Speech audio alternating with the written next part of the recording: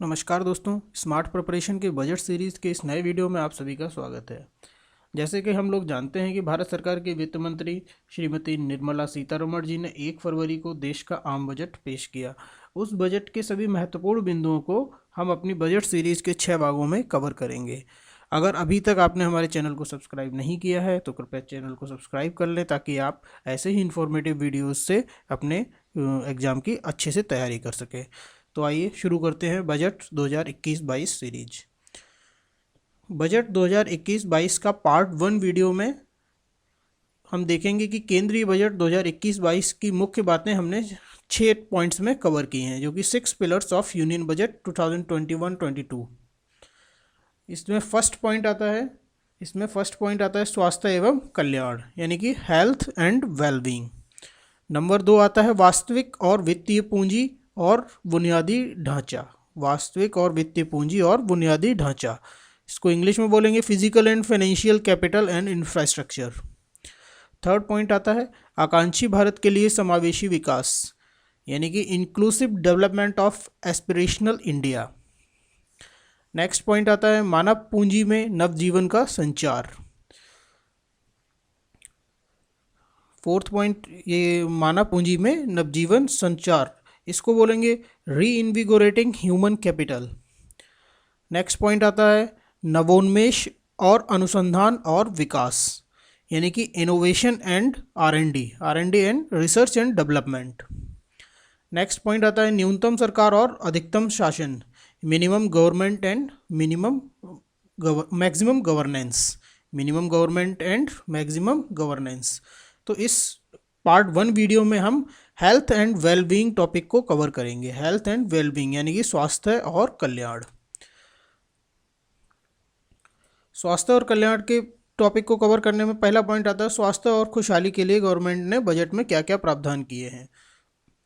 Budget में वित्त वर्ष 2021-22 में स्वास्थ्य और खुशहाली में 2,23,846 करोड़ 2,23,846 करोड़ रुपए का एक्सपेंडिचर रखा गया है। जो एस्टिमेटेड एक्सपेंडिचर है, यानी कि जो अनुमानित व्यय है, वो रखा गया है 2,23,846 करोड़ का, जबकि 2020-21 में यह 94,452 करोड़ रुपए था। यानी कि इस साल 137% यानी 137% की इंक्रीज हुआ है, वृद्धि हुई है।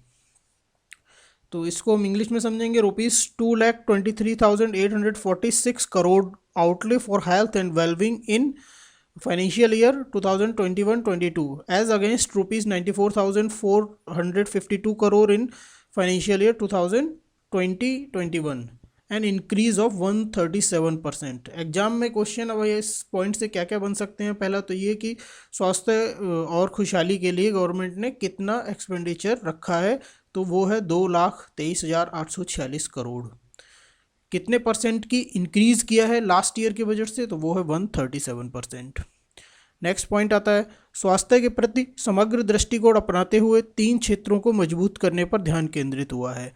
तो वो 3 क्षेत्र कौन से हैं? निवारक, उपचारात्मक और सुधारात्मक, यानी कि focus on strengthening 3 areas. Number 1 preventive, number 2 curative and number 3 wellbeing. स्वास्थ्य और कल्याण में सुधार के लिए कदम।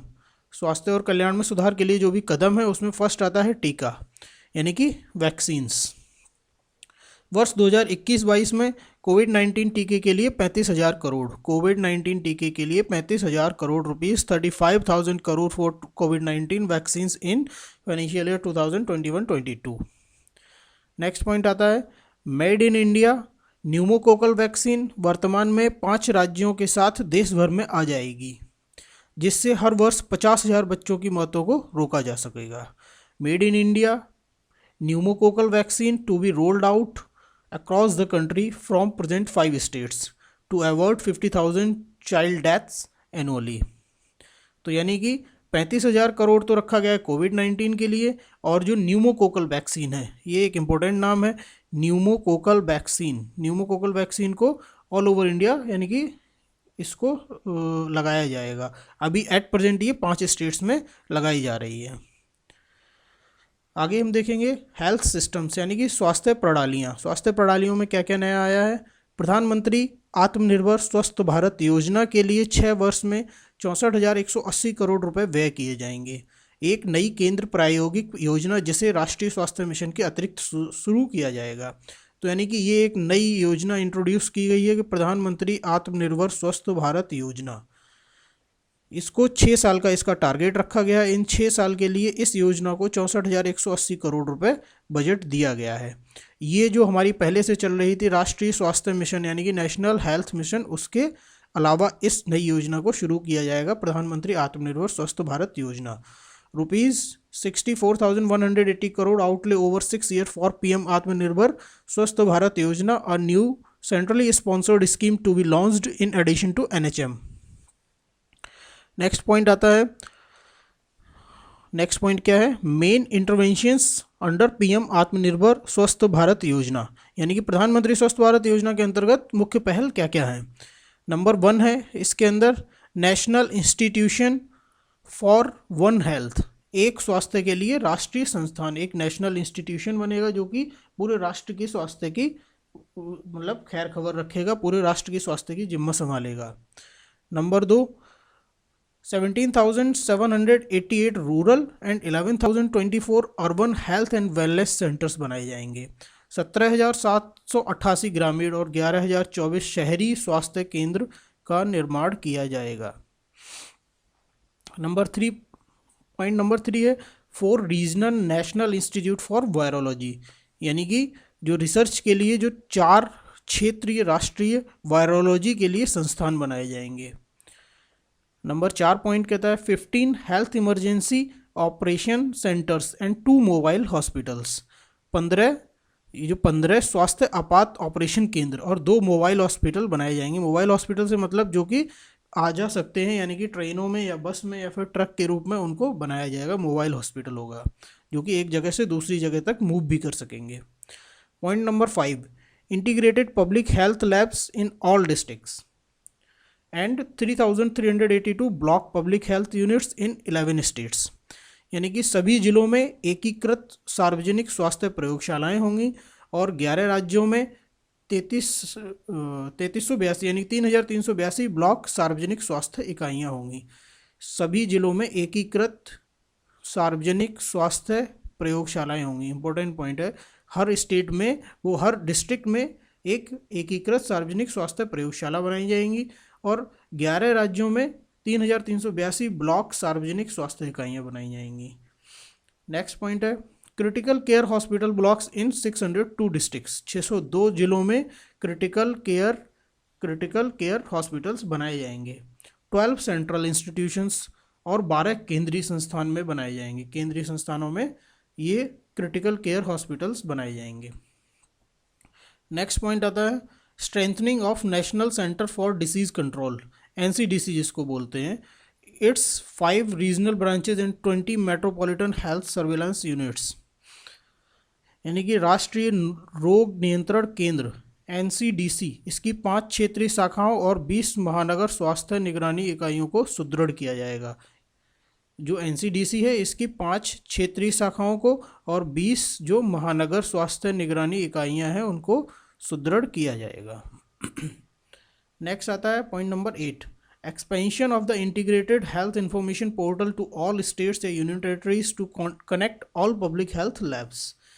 एकीकृत स्वास्थ्य सूचना पोर्टल पर सभी राज्यों संघ शासित प्रदेशों में विस्तार, ताकि सभी सार्वजनिक स्वास्थ्य प्रयोगशालाओं को जोड़ा जा सके, यानी कि यूनिफाइड एक बनाया जाएगा प्लेटफॉर्म जिसपे कि स्वास्थ्य सूचना पोर्टल होगा, एक एकीकृत स्वास्थ्य सूचना पोर्टल, जिससे कि सभी स्टेट्स और यूनियन टेरिटरीज की जो भी सार्वजनिक स्वास्थ्य प्रयोगशालाएं हैं उनको एक जगह जोड़ा जा सके।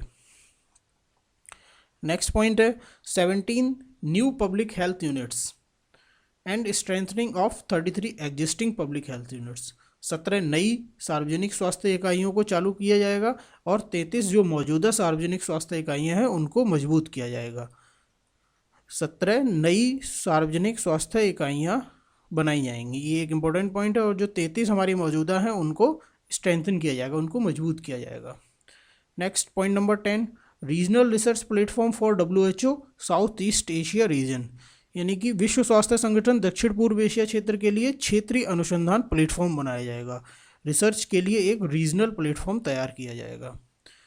11 9 biosafety level 3 laboratories, biosafety level 3 की 9 प्रयोगशालाओं का निर्माण किया जाएगा। बायोसेफ्टी लेवल 3 की 9 प्रयोगशालाओं का निर्माण किया जाएगा।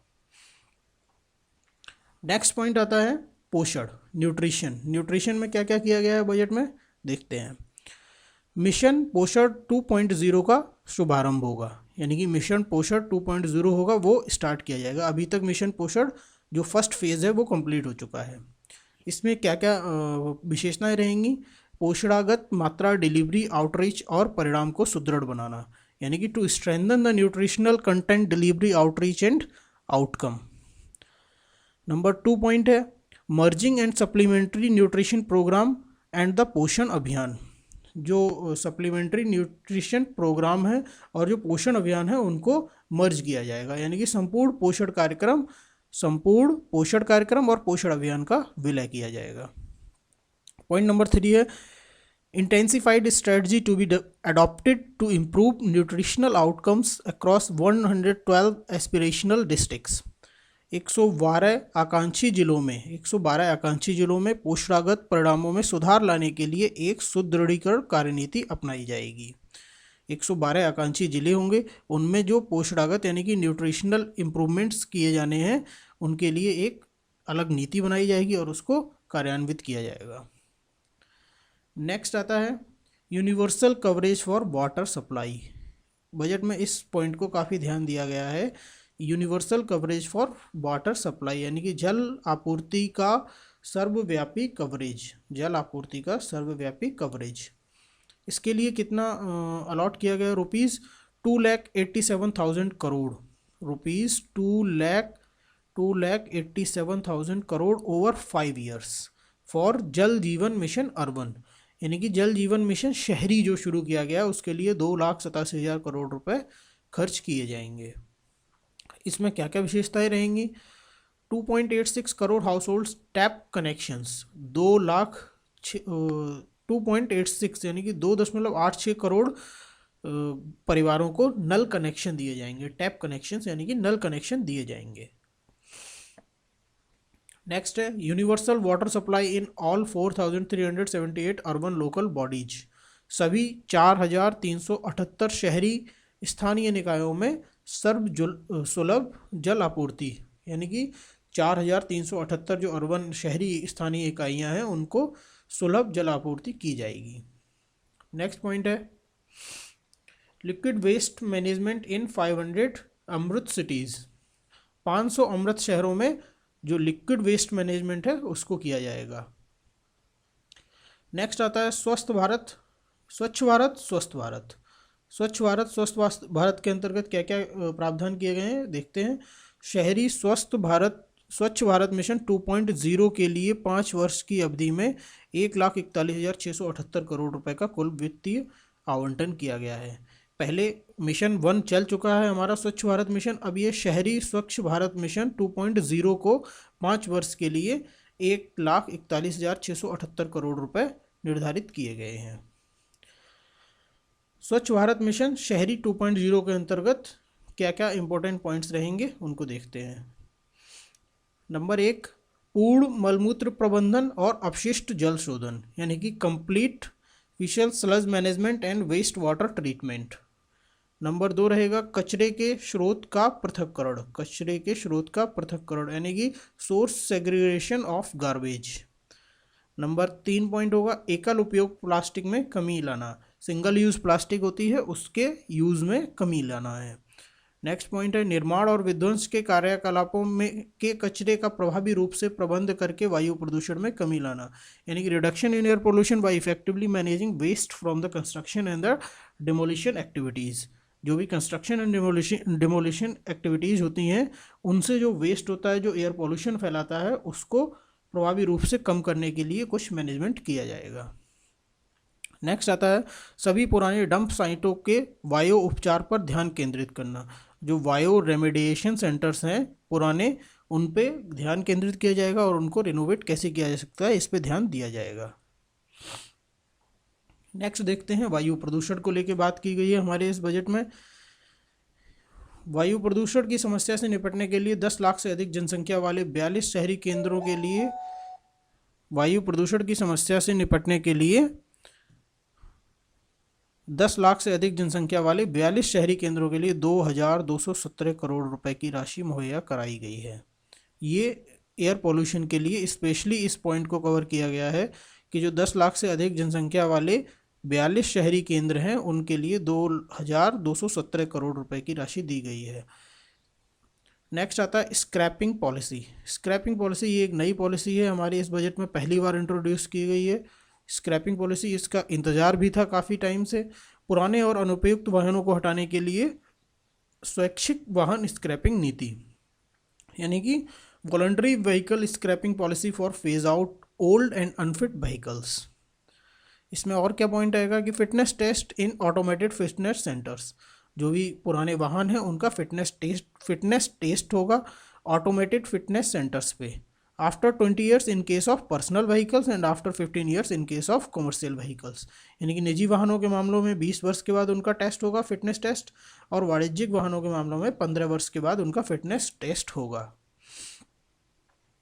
तो दोस्तों हमने इस वीडियो में अपने बजट के पार्ट 1 को कंप्लीट किया है। पार्ट 2 के वीडियोस को देखने के लिए हमारे चैनल को लाइक करिए, सब्सक्राइब करिए और शेयर करते रहिए ताकि ज़्यादा से ज़्यादा लोगों तक ये जानकारियाँ पहुंच सकें।